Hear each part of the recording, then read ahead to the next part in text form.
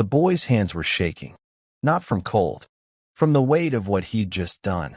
Across the table sat a man who could buy his entire neighborhood with pocket change, and between them, a check for $250,000. One signature, one decision, everything he'd ever needed, solved. His grandmother's oxygen, the electricity bill with the red stamp, the hunger that had been whispering for 3 days straight. All of it, gone. But the old man was watching him with eyes that calculated worth the way most people calculate tips. And the boy realized something terrifying. This wasn't a gift. It was a test. One he didn't know he was taking. And failing it would cost more than money ever could. Before we go any further, hit subscribe and drop a comment telling me where you're watching from. I want to see if this story reaches London, Lagos, Los Angeles, or maybe your hometown that nobody's heard of. Let me know you're here. Now, let's go back to where it all started. Hunger wasn't the thing that scared Malik Avern. Hunger could be negotiated with, ignored, delayed. He'd learned that early. What scared him was the moment hunger stopped demanding anything at all, when it settled in quietly, like it belonged there. That was the moment he realized his body had adapted to not expecting relief. People talked about hunger like it was dramatic, like it roared. But Malik knew better. Real hunger whispered. And the night it stopped whispering was the night everything shifted. Malik woke at 5:18 a.m. every morning, without fail. No alarm. No snooze. He lay still for exactly 30 seconds, counting breaths, listening. The oxygen machine in the next room hummed. A low, mechanical reassurance that meant his grandmother had made it through another night. Only then did he sit up. The ceiling above him held a hairline crack that stretched a little farther each year. He sometimes wondered if the house was giving up slowly, the same way people did when no one noticed they were tired. He stood. Standing meant commitment. Standing meant there was no going back to sleep, literally or metaphorically. Before leaving, he checked the envelope taped inside his backpack. Bus fare, exact. Emergency money, untouched. Food money, conditional. Every part of his life came with conditions. The house on Marrow Street didn't ask for sympathy. It leaned slightly to the left, like it had learned how to rest under weight instead of fighting it. Paint peeled in long strips. Porch steps sagged in the middle. Windows rattled when trucks passed. But they stayed shut, held together by tape, patience, and habit. His grandmother, Evelyn Avern, sat in her recliner, already awake. She always was. "You're early," she said, though the clock said otherwise. "I didn't sleep much," Malik replied. It was close enough to truth to keep the peace. She studied him for a moment, the way people do when they already know the answer but want to give you space to lie anyway. "Did you eat last night?" Malik nodded. She didn't challenge it. Mercy, he'd learned, came in small decisions. She squeezed his hand, her fingers lighter than they used to be. "You don't owe the world anything today," she said softly. Malik didn't respond, because the world had already sent the bill. The diner smelled like burnt coffee and old stories. Malik liked it because nothing pretended to be something else. Plates came back dirty. Plates went out clean. That was the agreement. He worked the dish pit through the morning rush, hands moving automatically. Hot water stung his knuckles. Steam fogged the small window facing the parking lot. People didn't notice him. That was the job. But Malik noticed everything. Who avoided eye contact when tipping? Who ordered slowly to justify sitting longer? Who smiled too much because they were embarrassed to be seen needing help? Kindness didn't announce itself here. It moved quietly, like him. At school, Malik became someone else. Not louder, not braver, more precise. Teachers noticed how he listened, not like someone waiting to speak, but like someone storing information for later survival. He helped classmates during lunch, sliding notebooks across tables, explaining concepts without making anyone feel exposed. He never joined clubs. Clubs required time. Time required certainty. Certainty was expensive. One teacher tried anyway. "You don't belong small," she told him once. Malik smiled politely. He didn't know what that meant, but he knew it sounded dangerous. The notice came on a Tuesday. Final warning. Electricity past due. His grandmother folded the paper carefully, smoothing the crease like she could flatten the problem if she tried hard enough. Malik said nothing. He just recalculated. Walk instead of ride. Water instead of soda. Sleep instead of dinner. Sacrifice wasn't noble. It was arithmetic.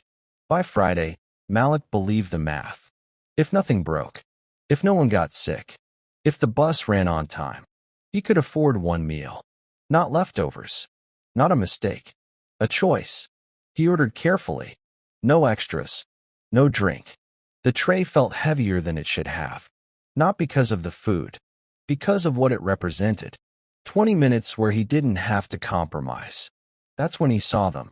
They didn't look lost. They looked misplaced. Even soaked from the rain, they carried themselves like people used to being listened to. The woman's hands were steady. Too steady. The man's eyes moved constantly. Not nervously, but deliberately, like he was mapping the room. They ordered coffee. Nothing else. And they waited. Malik's food cooled. The air shifted. The woman searched her bag once. Then again. The man checked his pockets, slower each time. The server hesitated. She recognized the situation. Everyone did. No one moved. Rain hammered the windows hard enough to sound angry. The manager stepped in. Policies explained. Apologies offered. Dignity preserved as carefully as possible. The couple stood. The door waited. Malik felt it then. Not kindness. Pressure. The kind that settles in your chest when you know exactly what the right thing is and exactly what it will cost. They didn't look lost. They looked misplaced. Even soaked, they carried themselves different. Like people used to being listened to. The woman's hands were steady. Too steady. The man's eyes moved constantly. Not nervous. Deliberate. Like he was mapping every face in the room. Something was off. The server noticed them. Smiled that automatic smile. The one that came with the uniform. Just two. Yes, the woman said. Her voice was calm. Expensive calm. They ordered coffee. Nothing else. And they waited. Malik tried to ignore them. Tried to focus on his meal. The one meal he'd calculated for 3 days. But his eyes kept drifting. The woman opened her purse. Slowly. Like she was looking for something specific. Found nothing. Closed it. The man patted his coat. Front pockets. Inside pockets. His movements got slower each time. That's when Malik saw it. The exact moment people realize they're about to be humiliated in public. The server set down 2 cups. Left the check face down on the table. Professional. Polite. The couple didn't reach for it. Rain hammered harder against the windows. Angry now. She went through her bag again. Lipstick. Tissues. Reading glasses. No wallet. The man checked his pockets a 3rd time. Slower. Like moving slow would change the result. The room changed. People recognized the situation. Everyone did. But no one moved. The manager was young. Probably 25. He didn't want this either. "Folks," he said quietly. "Is everything okay?" The woman's voice cracked just slightly. "We seem to have misplaced our wallet. We had it at the hotel," the man added quickly. "We must have left it when we checked out." The manager's face softened. "I understand. I really do. But I can't. We're not trying to steal coffee," the woman said. Dignity barely holding. I know you're not." The manager looked genuinely sorry. But policy is policy. The couple stood, moving slow, like standing too fast would crack what was left of their composure. They were about to walk into that storm with nothing. Malik felt it building in his chest. Not kindness. Pressure. The kind that settles in when you know exactly what the right thing is. And exactly what it'll cost. His grandmother's voice echoed in his head. You don't owe the world anything today. But his hands were already moving. Wait. The room went quiet. The couple turned. The server froze. The manager looked confused. Malik walked toward their table, each step deliberate. He set his tray down in front of them. Not beside them. In front of them. Take it, Malik said. The woman's eyes went wide. Son, we can't. You need it more than I do. The man looked at Malik differently now. Not with pity. With recognition. Like he understood exactly what this cost. We can't take your meal, the man said quietly. Already done. Malik turned, walking toward the door, not looking back. He grabbed his backpack from the booth. Didn't wait for thank yous. Didn't wait for anything. The door opened. Rain pouring. Door closing. The diner stayed quiet. The manager cleared his throat. That's paid for. You're good. The woman started crying. Not loud. Just tears. Who was that boy? She whispered. The server glanced at the closed door. Rain blurring the glass. Someone who shouldn't have to be that kind.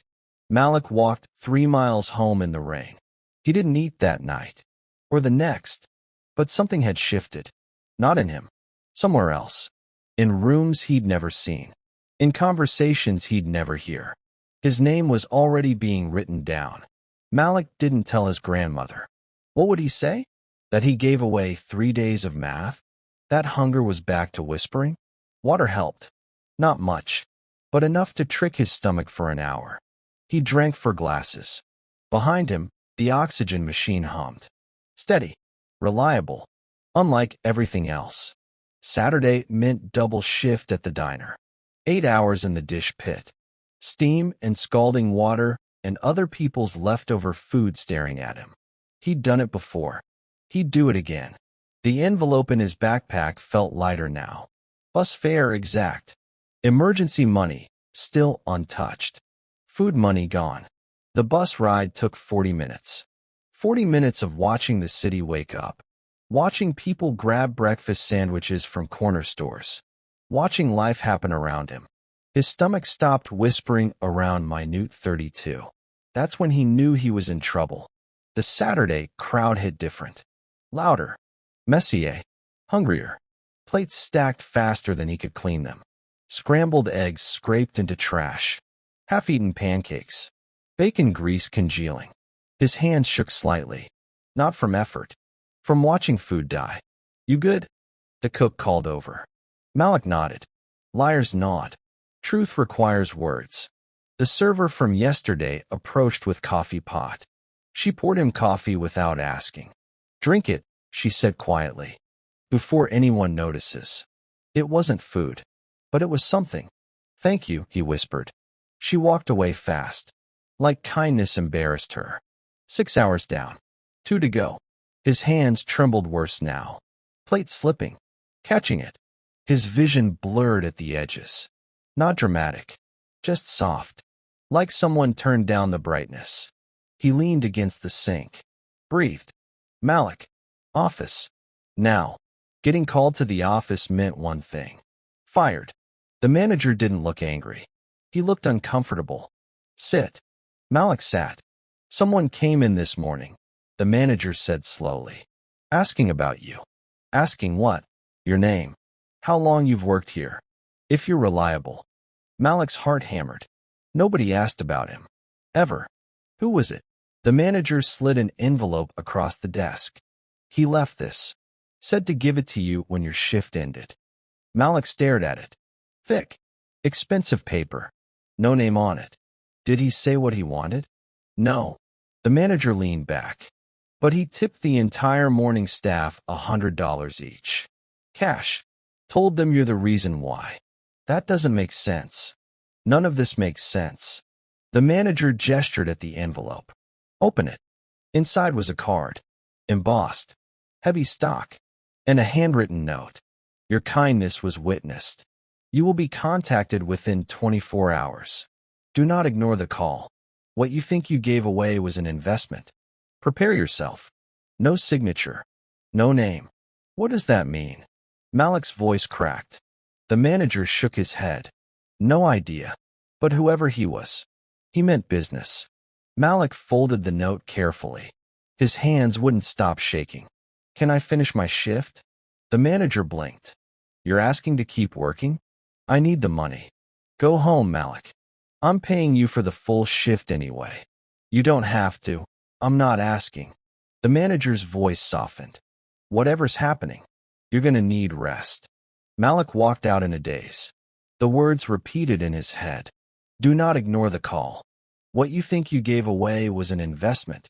What call? Investment in what? He moved quietly, set his backpack down, checked the envelope again. Nothing made sense, but something was coming. He stared at his phone, waiting. The oxygen machine hummed. The house settled.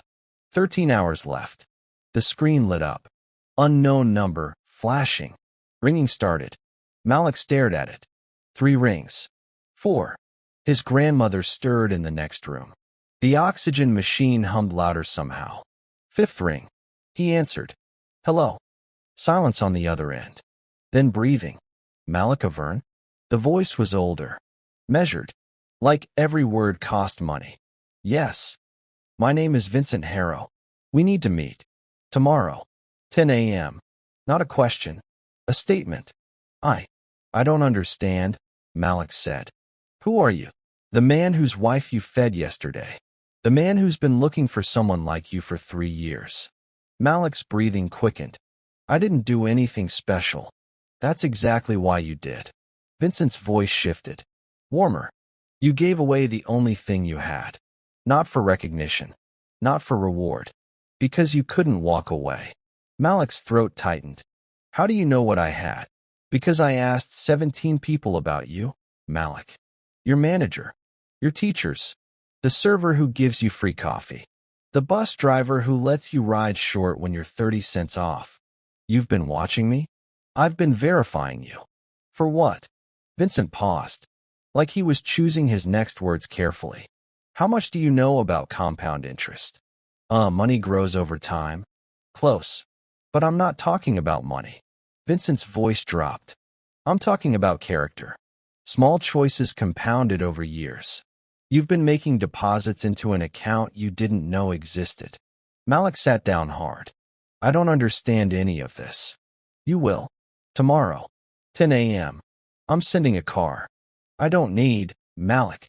This isn't charity. This is an offer. One that expires in 18 hours if you don't show up. What kind of offer? The kind that changes every calculation you've ever made about your life. Be ready at 9:45 a.m. The car will find you. Click. Call ended. He sat in the dark for 20 minutes. Not moving. Not thinking. Just breathing. Finally, he stood. Walked to his grandmother's room. He watched her for a long moment. If this was real. If this changed things. I'm trying, Grandma. I'm really trying. He'd showered. Put on his only clean shirt. Jeans with no holes. Shoes he'd scrubbed the night before. You look nervous, she said. I have a meeting. What kind of meeting? The kind I don't understand yet. She studied him. That look. The one that saw through everything. Whatever happens today, she said slowly. Don't let anyone make you feel small for being kind. I won't. The street was empty. Normal. Nothing special about it. Then he heard it. A black car turned the corner. Not a limo. Something quieter. More expensive. It moved like it owned the road. Stopped directly in front of him. Driver's window lowering. Malik Avern? Malik nodded. Couldn't speak. Mouth too dry. Get in. This was it. The line. Cross it, and nothing goes back to normal. He opened the door. Got in. Leather seats. Silence. Partition between front and back. The car pulled away smooth. No jerking. No engine noise. Like floating. They drove for 23 minutes. Each minute pulled him further from everything he knew. The buildings changed. Taller. Cleaner. Glass and steel instead of brick and rust. The driver opened his door. 37th floor. Mr. Harrow is waiting. It looked like it ate normal people for breakfast. Security guard nodded him through. Already expected. Numbers climbing. 12. 19. 28. 37. Malik watched the numbers. Each floor pulling him higher. Further from the ground. Elevator dings. Doors open. Single door at end of long hallway. Dark wood. Gold nameplate. Vincent Harrow, private investments. He could still turn around. Run. Go back to the math he understood. The door opened. Close the door behind you, Malik. Vincent turned. Older than Malik expected. 70 maybe. But sharp. Eyes that calculated. Sit. Vincent didn't sit. He stood at the window, looking down at the city. Do you know what I do, Malik? No, sir. I find people. Vincent's voice quiet. Certain. People everyone else overlooks. People who make the right choice when it costs them everything. He turned, looked directly at Malik. And then I invest in them. What does that mean? Vincent smiled. Not warm. Not cold. Just inevitable. Open it. Malik's shaking hands opened the folder. First page. Check. 6 figures. Malik stopped breathing. Malik couldn't move. Couldn't breathe. Couldn't process the numbers. That's not real, he whispered. Vincent sat down across from him. Folded his hands. It's very real. And it's yours. Right now? No conditions. There's always conditions. Smart. You're right. There is one. You have to say no to it. What? Vincent leaned forward. That check? It's a test. Take it. Walk out that door, and you'll never hear from me again. Your life improves overnight. Bills paid. Grandmother gets the care she needs. You finish school without working yourself to death. But you fail. Fail what? The only test that matters. Vincent's voice dropped. Cold now. I don't need people who can be bought. I need people who can't. This doesn't make sense. It's not supposed to. Not yet. Vincent stood. Walked back to the window. 3 years ago, my grandson died. 17 years old. Overdose. Malik went still. I'm sorry. Don't be. Be useful. Vincent's voice hardened. He had everything. Money. Opportunities. Safety nets most people dream about. And none of it mattered. Because no one ever taught him the one thing that keeps people alive. Sacrifice. Vincent turned back. You gave away your last meal to strangers. Not because you're a saint. Because you couldn't live with yourself if you didn't. That instinct. That's what I'm looking for. For what? I run a foundation. We find young people in impossible situations. People the system overlooks. People who've been making the right choices with no reward. Vincent's eyes locked on Malik's. We invest in them. Full scholarships. Mentorship. Job placement. Housing. But here's the catch, Vincent continued. Everyone we choose has to pass the same test. We offer them money first. Enough to fix their immediate problems. And we see if they take it. The ones who take it fail.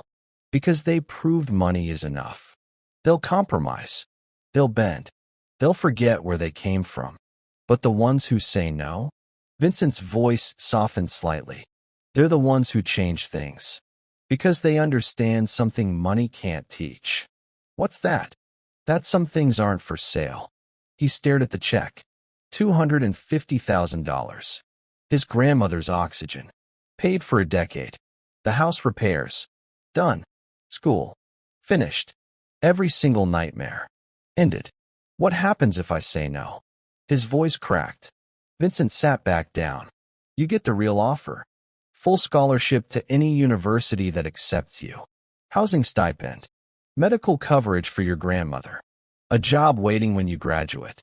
And mentorship from people who've been exactly where you are. And if I say yes, take the money. You walk out with $250,000. And I never contact you again. The oxygen machine hummed in his memory.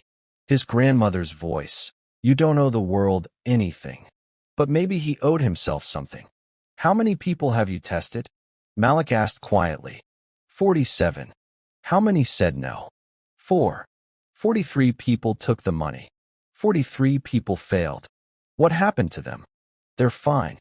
Comfortable. Their problems solved. Vincent's voice flat. But they're not changing anything. They're just surviving better. And the 4 who said no? Vincent's expression shifted. Pride. Real. One's a doctor now, running a clinic in the neighborhood he grew up in. One's a teacher, 2 are still in school. But all of them, they're building things that last longer than money. Every cell in his body screamed to take it. In the fear, in the hunger, in the math. But then he'd just be comfortable, not changed. I can't take this. Why not? Malik's voice shook but held. Because my grandmother didn't raise me to sell myself, even to fix things. She raised me to be someone who doesn't need to. Then Vincent smiled. Real this time. Welcome to the program, Malik. The weight lifted. Not the problems, not the fear, but something else. Vincent pulled out a different folder. Much thicker. This is your actual file. Scholarship applications. Medical authorization forms for your grandmother. Housing options near 3 universities that have already accepted you based on your transcripts. Already accepted? We don't test people we haven't vetted completely. Vincent slid the folder over. You've been under review for 8 months, Malik. Since the day your teacher recommended you to us. Mrs. Chun. She's one of our scouts. Volunteers. Helps us find people like you. His eyes blurred. Not from hunger this time. Why me? Vincent stood. Walked back to the window. Because 43 people took the easy path. And the world stayed exactly the same. He turned. But you? You just chose the hard one. What do I do now? Vincent's voice gentled. You go home. You tell your grandmother. And tomorrow, you stop surviving. You start living. He couldn't speak. Could only nod. He pulled out his phone. Called his grandmother. Grandma. Baby?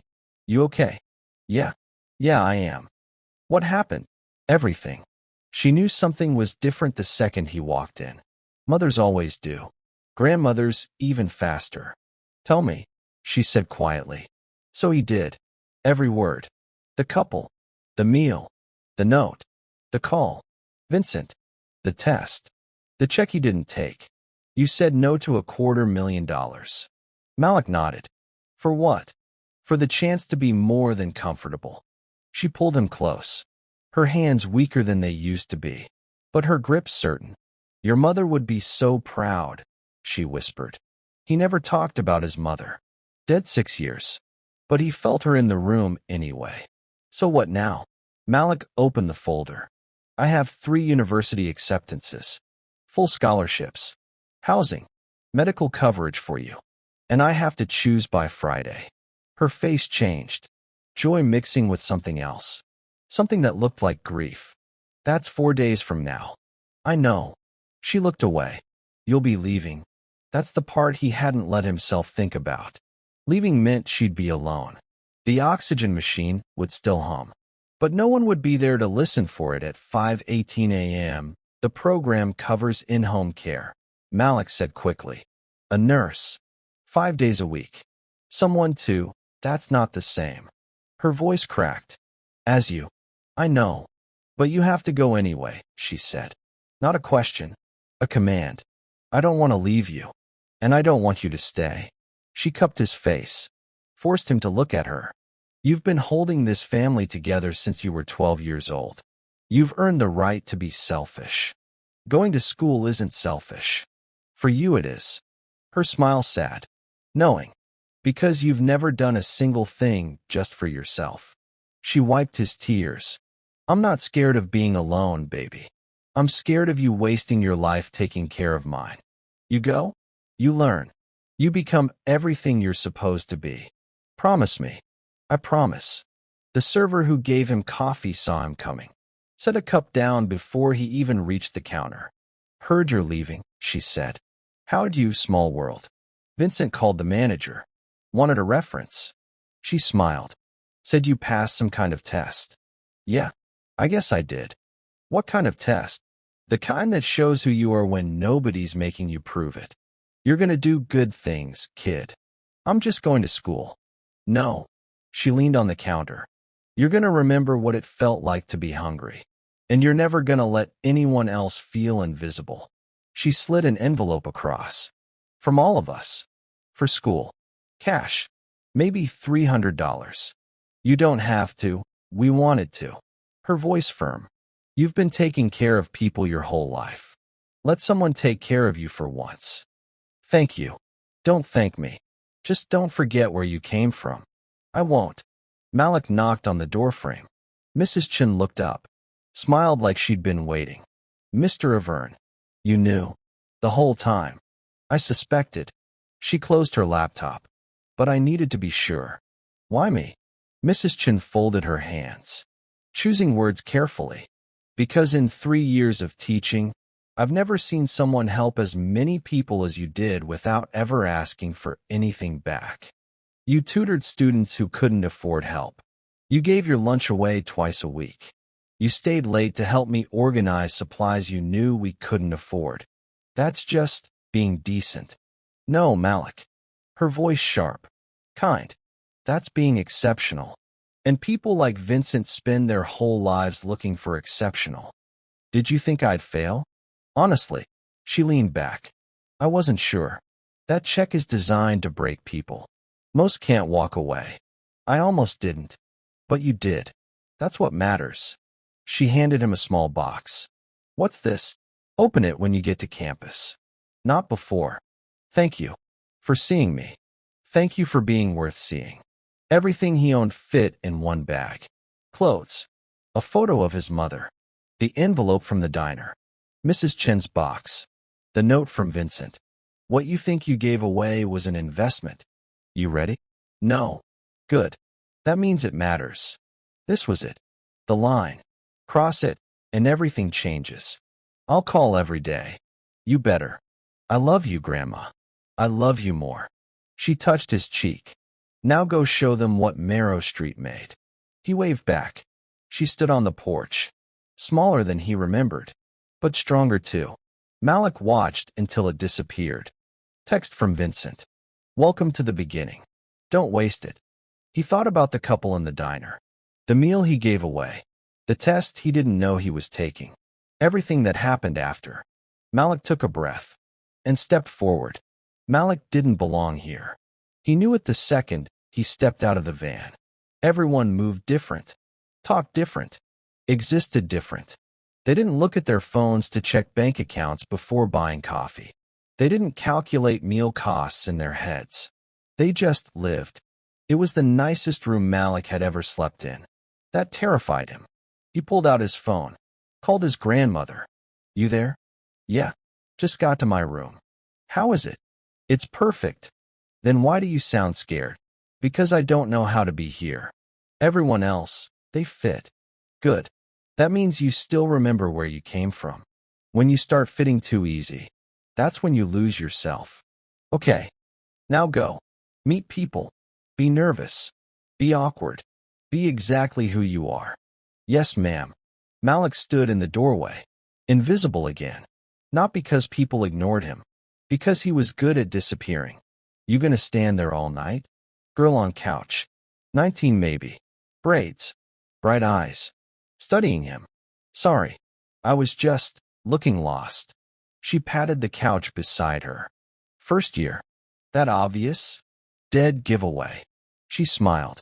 Nobody else looks that terrified of being comfortable. I'm Mia. Malik.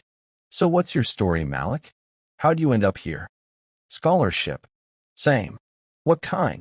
The complicated kind. Vincent Harrow's program? How did you? Because I'm in it too. She leaned back. Second year. You're the new recruit. There are others?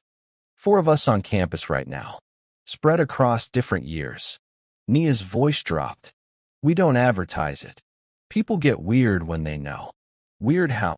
Some think we don't deserve to be here. Others treat us like charity cases. She shrugged. Either way, it's exhausting. So we keep it quiet. Help each other. And we don't forget why we got chosen. The test. Nia nodded. What did he offer you? $250,000. Damn. He's getting generous. Mine was only 100,000. She smiled sharp. But I still said no. Why? Because my little brother's watching me. And I need him to see that some things matter more than easy. What did you give up? She asked quietly. My last meal. Your last? For 3 days. Yeah. She whistled low. That's why you're here then. Vincent doesn't choose people who sacrifice extra. He chooses people who sacrifice necessary. It didn't feel like a choice. It never does. That's what makes it real. He'd forgotten about it. Inside was a journal. Leather. Simple. Well-worn. Note tucked in first page. Mrs. Chin's handwriting. Dear Malik, this belonged to another student I recommended. He finished 4 years ago. He asked me to pass it to whoever came next. Read it when you doubt yourself.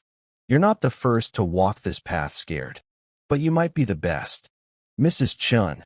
Day 1. I don't belong here. Everyone knows it. I know it. But Vincent saw something I can't see yet. So I'm staying. Not because I'm brave. Because walking away would prove him wrong. And I owe him better than that. Struggles. Doubts. Small victories. Then the final entry. Graduation day. I'm a doctor now. Going back to the neighborhood that raised me. Not to save it, but to serve it. Because Vincent didn't rescue me. He reminded me who I already was. If you're reading this, you already passed the hardest test. Now comes the harder part. Staying worthy of it. Don't let comfort make you forget. Dr. Marcus Webb. Day 1. I'm terrified. Not of failing. Of forgetting why I'm here. My grandmother's oxygen machine still hums 300 miles away. And I can't hear it anymore. That scares me more than anything. But someone believed I was worth investing in. So I'm going to prove them right. Not for me. For everyone still counting pennies for meals. This is day 1. I won't waste it. Text from unknown number. Roof. Midnight. Bring the journal. Nia. The door was already open. Nia waved him over. Everyone, this is Malik. The new one. 3 others. Different ages. Different backgrounds. Same eyes. Eyes that had seen hunger. And survived it. You got the journal? Malik nodded. Good. That means Chun trusts you. He extended his hand. Terrence. 3rd year. Engineering. Jasmine. 4th year. Pre-med. Leon. Graduated last year. Came back to help recruit. He smiled.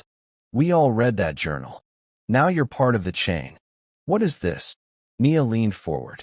This is where we remember. Once a month. We come up here and we tell the truth about how hard it is. Because down there, she gestured to campus below. We have to be strong. Prove we belong. Show we're not charity. But up here, we get to be scared. Tired. Homesick. Terrence's voice rough. We get to be human. Why me? Because Vincent doesn't make mistakes. If he chose you, you're supposed to be here. Leon stood. Held out his hand to the circle. Same rules as always. What's set on the roof stays on the roof. Everyone placing hands in center. Malik added his. We didn't come from comfort, Leon said quietly. So we don't trust it. We came from hunger. From sacrifice. From nights wondering if tomorrow comes. And that's not weakness. That's what makes us dangerous. We remember. We remember. Malik sat in the back row. Old habit. Invisible. Mr. Avern. Professor staring at him. Professor Whitmore. 50s. Sharp suit. Sharper eyes. Yes, sir. You disagree with something I said. The classroom going quiet. Eyes shifting to Malik. No, sir. I was just, your face says otherwise. Whitmore set down his marker. Share with the class. It's nothing. Humor me. Malik took a breath. You said poverty is often a result of poor financial decisions. I did. That's not always true. Explain. Sometimes poverty is the result of your grandmother's oxygen machine costing more than rent, and choosing which one keeps her alive longer. The classroom frozen. Nobody breathing. That's not a poor financial decision. That's an impossible one. Whitmore studied him. Not angry. Seeing him for the first time. You're right. I apologize for the oversimplification. He turned to the class. This is why we need diverse perspectives. Theory without reality is just philosophy. After class, Whitmore stopped Malik. Walk with me. They walked in silence for a moment. How'd you know? Whitmore asked quietly. Know what? How to make an entire room reconsider everything they thought they understood. I wasn't trying to, I know. That's why it worked. Whitmore adjusted his briefcase. Most students here have never had to choose between medicine and food. You gave them a glimpse. Don't stop doing that. Even when it's uncomfortable. Especially then. Text from grandmother. Nurse called in sick. Can you talk me through refilling oxygen tank? Okay. See the green valve? Turn it clockwise. Slow. Like this. Yes. Perfect. Now check the gauge. Her breathing easier now. I got it, baby. I'm okay. You scared me. I know. I'm sorry. Her voice soft. You can't run home every time something goes wrong. Watch me. Malik, I mean it. I can be there in 6 hours. And do what? Hold my hand while your education waits? No. This is the deal, baby. You're there. I'm here. And we both do our jobs. What if I can't? Can't what? Be there and here at the same time. Then you choose here. Because I didn't raise you to be my nurse. I raised you to be free. That's not fair. No. But it's necessary. She smiled. Tired. Real. I love you. Now go to class. She's right, you know. Nia's sitting beside him. How long have you been there? Long enough. She handed him coffee. From the dining hall. Already paid for. My mom had a stroke last year, Nia said quietly. Middle of finals. I wanted to drop everything. Go home. Vincent told me no. He said no? He said going home proves I don't trust the system we built. We got her the best care. Daily check-ins. Emergency contacts. But I had to stay. Hardest thing I ever did. How'd you? I didn't. Not alone. She looked at him. That's why we have each other. What if something happens and I'm not there? Then you live with it. Like the rest of us. But you don't let guilt pull you back into the life you're supposed to be leaving. That sounds cold. It is. But it's also survival. 47 messages from his grandmother's nurse. 6 from his grandmother. 3 missed calls. Focus. Breathe. Trust the system. Hey, don't hang me. Her voice sharp. Healthy. Why aren't you answering the nurse? I was studying. Good. Keep doing that. She was just checking if you wanted updates. I told her you're busy. I want to know everything. No. You want to control everything. There's a difference. Baby, I'm fine. The nurse is great. My oxygen is stable. And you need to learn how to let go. What if I can't? Then you'll never really leave. And I didn't sacrifice so you could stay tethered to my oxygen tank. Okay. Say it like you mean it. Okay. He looked different. Lighter. Not because things got easier. Because he stopped carrying everything alone. His phone buzzed. Text from Vincent. Lunch. Saturday. My office. Bring questions. He hadn't heard from Vincent since orientation. That's the mid-semester check-in. Nia reading over his shoulder. Check-in for what? To see if you're surviving or thriving. She sat across from him. Serious now. He does this with everyone. Test you again. What kind of test? The kind where he asks if you want to quit. Why would he? Because the money's still on the table. The easy path is always available. He wants to see if comfort made you soft. It didn't. Then prove it Saturday. Malik knocked. Come in. Vincent at window. Same position as before. Deliberate. Sit. Vincent turned. Studied him. Long silence. Vincent circling like a predator. You look comfortable. I'm adjusting. That's not what I asked. Vincent sat. You look comfortable. Like you belong here now. Is that bad? Depends. Did you forget what hunger feels like? No, sir. I write about it every night. In the journal Dr. Webb left me. Vincent's expression shifting. Approval. Good. Then you're ready for the next part. Next part. Vincent slid a folder across the desk. You're going back. Back where? Home. 6 months. That's how long he'd been gone. 6 months felt like 6 years. The street looked smaller. Tired. Like it had been holding its breath while he was away. His house stood at the end. Leaning left. Waiting. She didn't wave. Just watched him walk closer. You look different, she said. So do you. Thinner. Frilier, but eyes still sharp. The nurse is good. She's fine. She patted the chair beside her. Sit. Tell me why Vincent sent you back. He wants me to start something. Here. What kind of something? Photos. Plans. Budget sheets. A mentorship program. For kids like me. Ones the system overlooks. You're supposed to find the next you. Malik nodded. He said the test isn't just surviving. It's reaching back while you climb. You scared? Terrified? Good. Fear means you care. She closed the folder. When do you start? Tomorrow. At the old community center. The one that's been closed for 3 years? Vincent bought it. Renovations finished last week. Pride mixing with something else. Sadness maybe. He's been planning this. Since the day I said no to the money. This was always the real test, wasn't it? Yeah, I think so. Marrow Street Initiative. Where worth gets invested. His phone buzzed. Text from Nia. Malik stood at the entrance.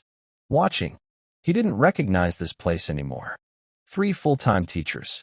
2 counselors. A career center. A partnership with 6 universities. Mr. Malik. Dion jogging over. 17 now. Stop calling me that. Never. Dion grinned. Confident now. Different. Guess what? Acceptance letter. MIT logo at top. Malik's breath stopped. You got in. Full ride. Engineering. Dion's voice cracking. Because of you. Not because of me. Because of you. Nah. Dion's eyes serious now. You show me the door. Remember? I'm so proud of you. Good. Because I'm gonna make you prouder. Dion pulled back. I'm coming back.